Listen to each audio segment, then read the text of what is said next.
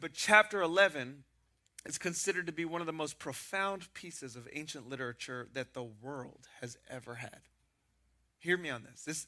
What I'm going to explain to you is mind-blowing. Basically, the messenger angel spends 45 verses outlining the very specific details of the upcoming wars and battles that are going to take place in ancient Mesopotamia over the course of the next 200 years from Daniel's life. Okay?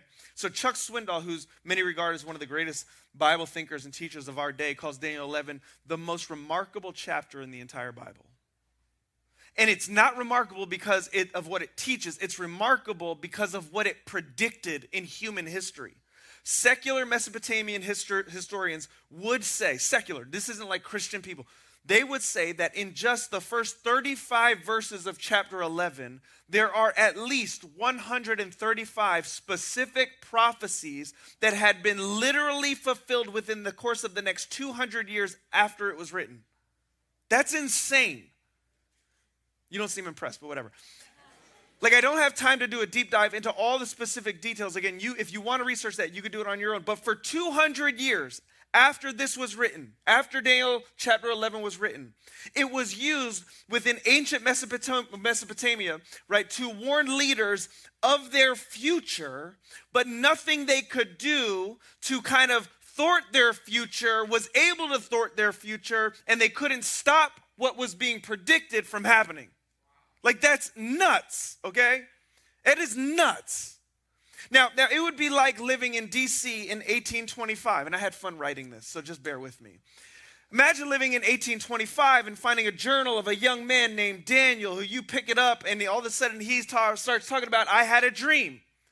I had a vision. And the vision started out with transportation system that I had never seen before, formed in the days that are going to be ahead, and it traveled the coast on rails with moving cars and wheels powered by hot rocks that breathed out smoke from their carts. And then in upcoming days beyond that, a new national leader would arise, and it would be the 16th national leader, and he will be elected, and he will be tall, and he will be bearded, and he will have an oversized stovepipe hat, and he will lead a nation into a civil battle. And the north will be against the south, and the south will be against the north, and the purpose will be for the freeing of the darker complexioned people who have been enslaved. And the north will prevail, and the leader of the north, though, will be killed. And another battle will arise in days that you're tracking with me?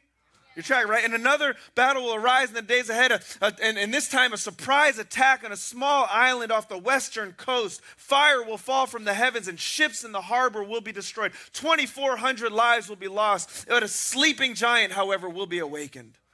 And the giant will go to war with the world, and it will destroy 2 cities with 2 falling balls of fire. Oh.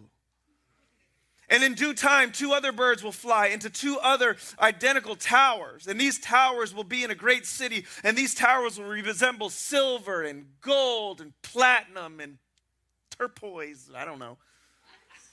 And the towers will fall, and many will perish in that great city. But a new tower will emerge, a larger one this time, larger than the first, signifying freedom and strength.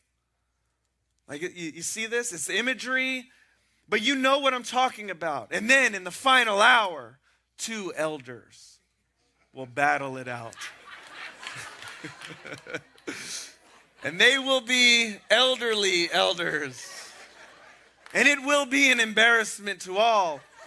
And they will debate. And they will debate their handicaps.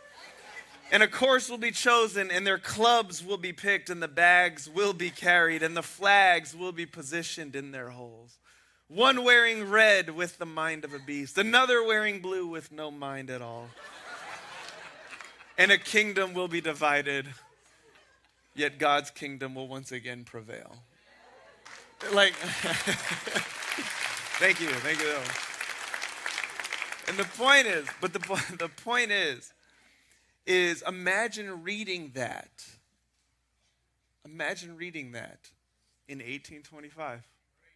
And it being preserved, and somebody handing it to you today, and you being like, no freaking way. Are you kidding me? Right? Imagine that. That is Daniel 11, but it's even more profound. It's crazy. Okay.